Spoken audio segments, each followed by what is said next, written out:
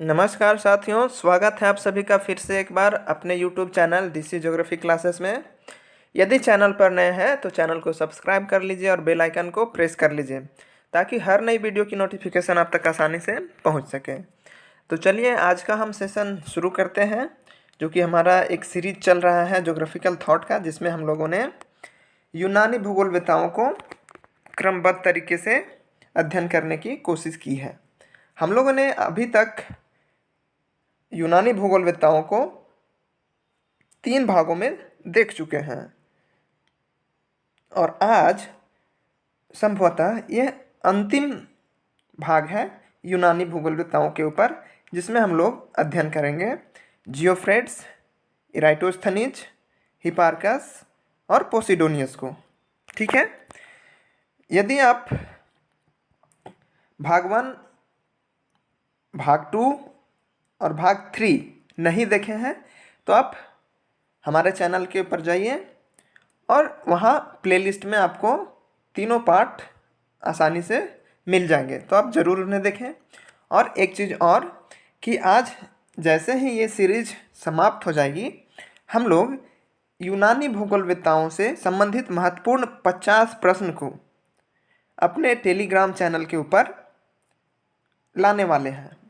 तो आप ज़रूर से टेलीग्राम ज्वाइन कर लीजिए और उस क्विज में, उस टेस्ट में ज़रूर भाग लें और अपने आप को जज करें, खुद को जज करें कि आप 50 में से कितने प्रश्न को सही कर पा रहे हैं। ठीक है, तो उम्मीद है कि आज जो प्रश्न आएंगे टेलीग्राम चैनल पर वो संभवतः शाम तक अवेलेबल हो जाएंगे। तो आप ज़रूर टेलीग्राम चैनल को ज्वाइन कर लीजिए और अपने दोस्तों के साथ भी इसे शेयर कर दीजिए ताकि अधिक से अधिक लोगों तक ये पहुंच सके। तो चलिए आज का सेशन हम लोग शुरू करते हैं। सबसे पहले देखेंगे जियोफ्रेड्स। ठीक है, ये भी एक यूनानी भूगोलवेत्ता ही है। इनका जो टाइम पीरियड था वो 371 बीसी से लेके 287 बीसी के बीच रहा। अब वनस्पति भूगोल और जैव भूगोल का जनक इन्हें कहा जाता है। ठीक है, इनकी एक प्रसिद्ध पुस्तक है यानी ग्रंथ है जिसे हिस्ट्री ऑफ प्लैनेट्स कहते हैं। इनका पुस्तक का जो नाम है वो है हिस्ट्री ऑफ प्लैनेट्स, मतलब ग्रहों का इतिहास। ठीक है, अब ये क्यों, जो हिस्ट्री ऑफ प्लैनेट्स है, इस पुस्तक में इन्होंने क्या बताने की कोशिश की है, तो आइए उसे भी हम लोग देखते हैं। तो इसी पुस्तक में इन्होंने ये बताने की कोशिश की कि वनस्पति का यानी कि हमारा वातावरण, पेड़ पौधों का जैव मंडल पर तथा मानव पर क्या प्रभाव पड़ता है, कैसे प्रभाव पड़ता है और कितना प्रभाव पड़ता है, ये इन्होंने बताने की कोशिश की है हिस्ट्री ऑफ प्लैनेट्स नामक पुस्तक में। तो आपको ध्यान रखना है, हिस्ट्री ऑफ प्लैनेट्स, जियोफ्रेड्स, इसमें इन्होंने ये बताने की कोशिश की कि वनस्पति का जैवमंडल और मानव पर क्या, कितना और कैसे प्रभाव पड़ता है। सो ये छोटा सा एक ब्रीफ में था जियोफ्रेड्स के बारे में। आगे चलते हम लोग इराइटोस्थनीज के बारे में। तो इराइटोस्थनीज का जो टाइम पीरियड था वो था 276 बीसी से 194 बीसी के मध्य। इन्हें भूगोल का जनक कहा जाता है। इराइटोस्थनीज को भूगोल का जनक कहा जाता है। इसे तो हम लोग बचपन से ही पढ़ते आ रहे हैं। तो इन्हें भूगोल का जनक क्यों कहा जाता है, तो उसे भी हम लोग देखते हैं।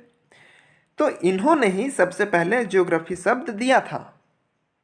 ठीक है, इराइटोस्थनीज ने ही सबसे पहले ज्योग्राफी शब्द दिया और इनकी एक प्रसिद्ध ग्रंथ है यानी पुस्तक है जिसका नाम ज्योग्राफिका है। क्या?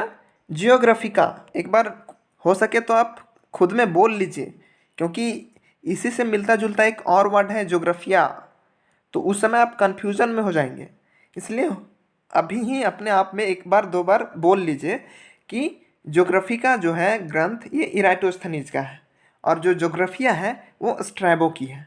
ठीक है, तो इराइटोस्थनीज ने जियोग्राफिका में पृथ्वी को क्रमबद्ध तरीके से समझाने का प्रयास किया है। मतलब कि पृथ्वी को एक सिस्टमेटिक वे में, है ना, सिस्टमेटिक वे में समझाने का प्रयास किया है कि सबसे पहले क्या हुआ, उसके बाद क्या हुआ, उसके बाद क्या हुआ, एक क्रम में। और इसीलिए इन्हें क्रमबद्ध भूगोल का जनक भी कहा जाता है। तो क्या अभी हम लोग देखें, इराटोस्थनीज भूगोल का जनक। ज्योग्राफी शब्द सबसे पहले इराटोस्थनीज ने दिया। ज्योग्राफिका नामक पुस्तक इराटोस्थनीज की है। क्रमबद्ध भूगोल का जनक इराटोस्थनीज को कहा जाता है। ठीक है, आगे चलते हैं।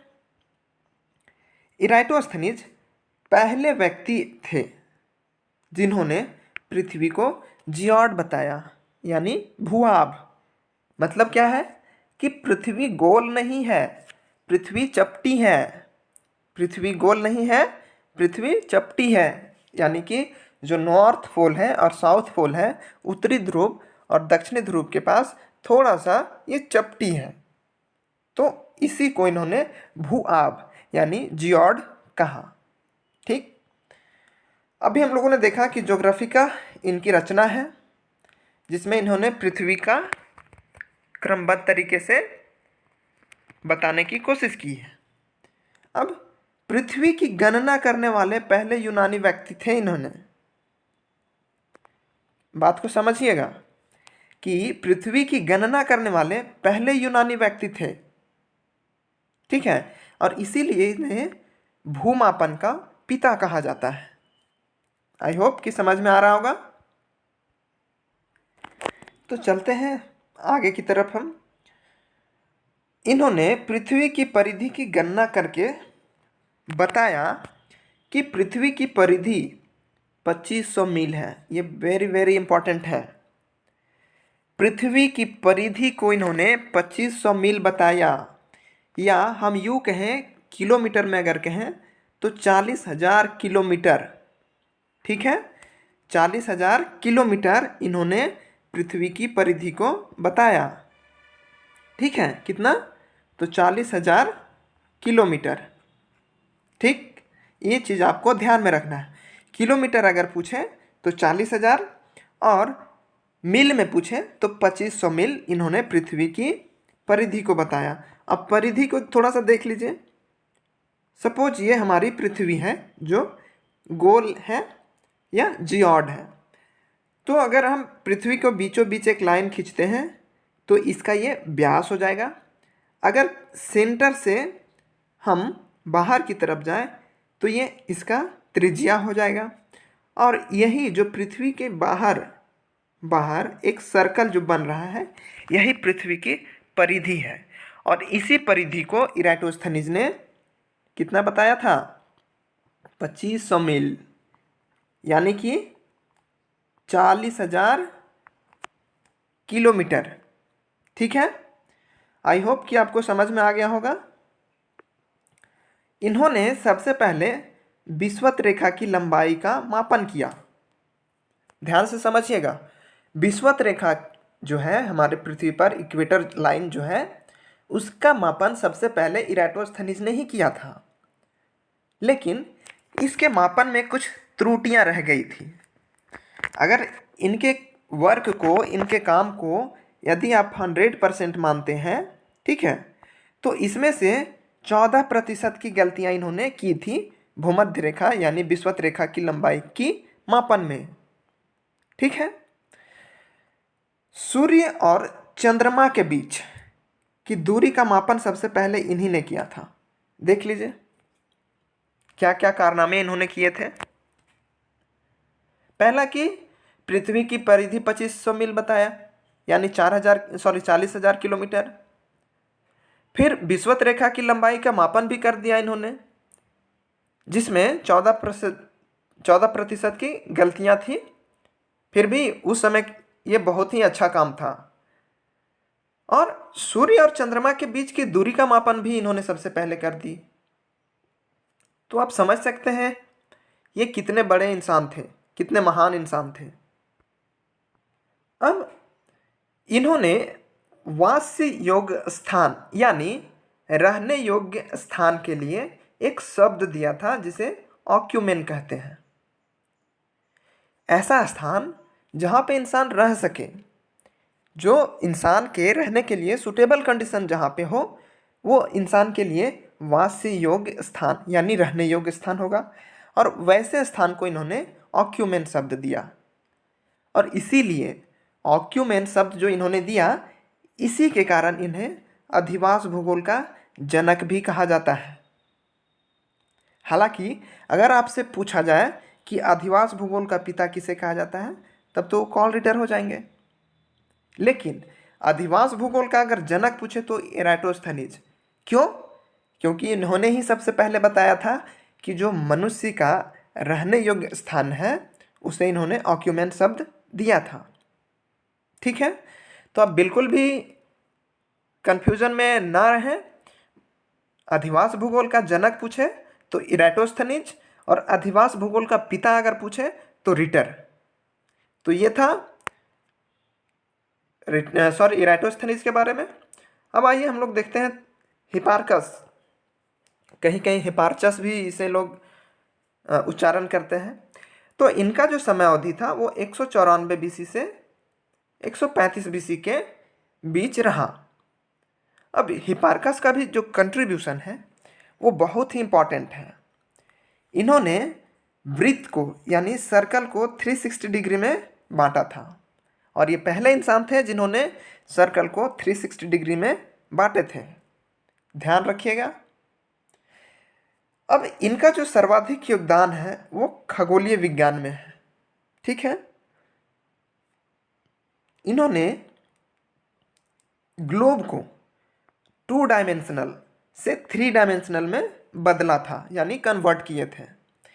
2 डायमेंशनल का मतलब क्या होता है कि किसी भी ऑब्जेक्ट का एक उसका लंबाई होगा और एक चौड़ाई होगा, दैट्स इट।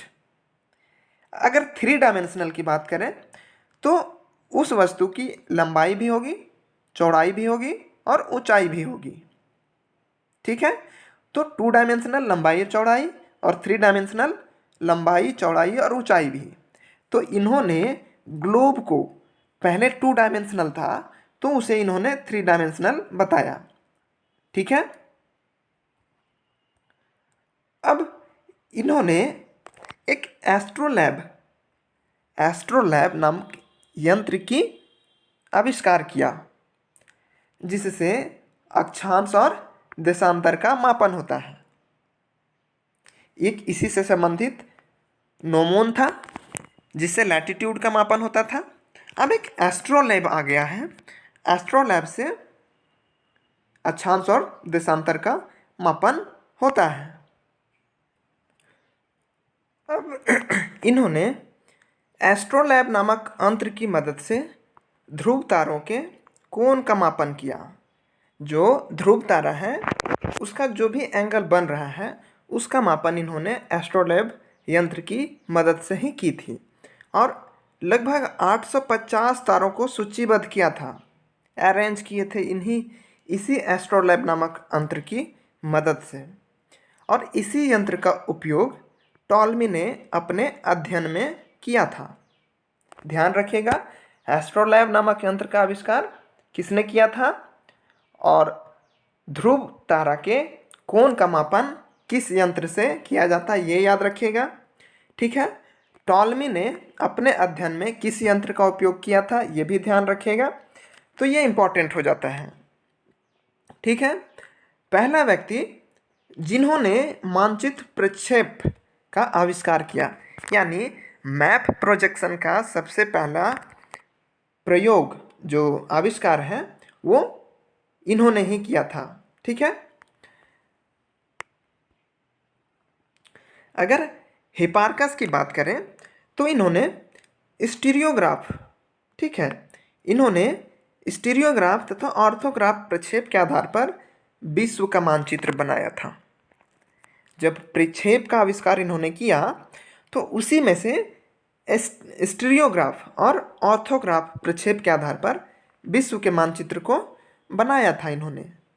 और पहला व्यक्ति थे जिन्होंने विषुव की खोज की, जिसे हम लोग इक्विनॉक्स कहते हैं, जो 11 मार्च और 23 सितंबर को ये घटना होती है। इसकी खोज सबसे पहले हिपार्चस ने ही की थी। ठीक है, तो ये था हिपार्कस के बारे में। और आज का अंतिम जो है यूनानी भूगोलविद्ता वो है पोसिडोनियस। ठीक है।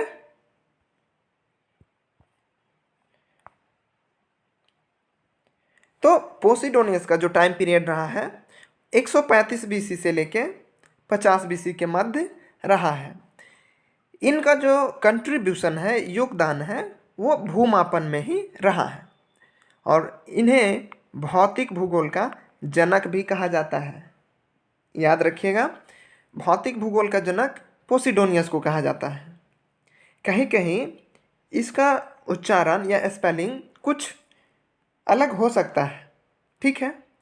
अब इनकी प्रसिद्ध जो ग्रंथ थी द ओशन, क्या, द ओशन, और इसी पुस्तक के आधार पर इन्हें समुद्र विज्ञान का जनक भी कहा जाता है पोसिडोनियस को।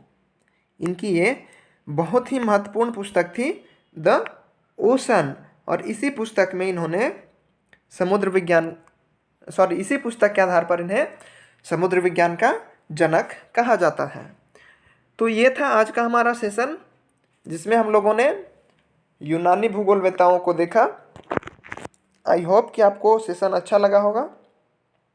और हाँ, एक बार फिर से आपको रिमाइंडर करवा दे रहे हैं कि आज शाम को आप ज़रूर हमारे इस टेलीग्राम चैनल से आप जुड़ें, क्योंकि वहाँ आज 50 प्रश्नों का क्विज होने वाला है, आपको प्रैक्टिस के लिए मिल जाएगा। तो आप वहाँ आ सकते हैं और उसे आप सॉल्व कर सकते हैं। ठीक है।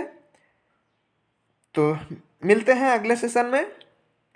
हो सकता है कि अगला जो सेशन हमारा हो वो रोमन भूगोलवेत्ताओं के ऊपर हो। ठीक है। तो हाँ, एक चीज़ और कि ये जो पूरा यूनानी भूगोलवेत्ता है, इनका पीडीएफ भी हम इसी टेलीग्राम चैनल पे अपलोड करने वाले हैं। अगर आप चाहते हैं कि इसका पीडीएफ आपको मिले तो आप टेलीग्राम चैनल को ज्वाइन कर सकते हैं। Thank you. मिलते हैं नेक्स्ट सेशन में, तब तक के लिए टेक केयर।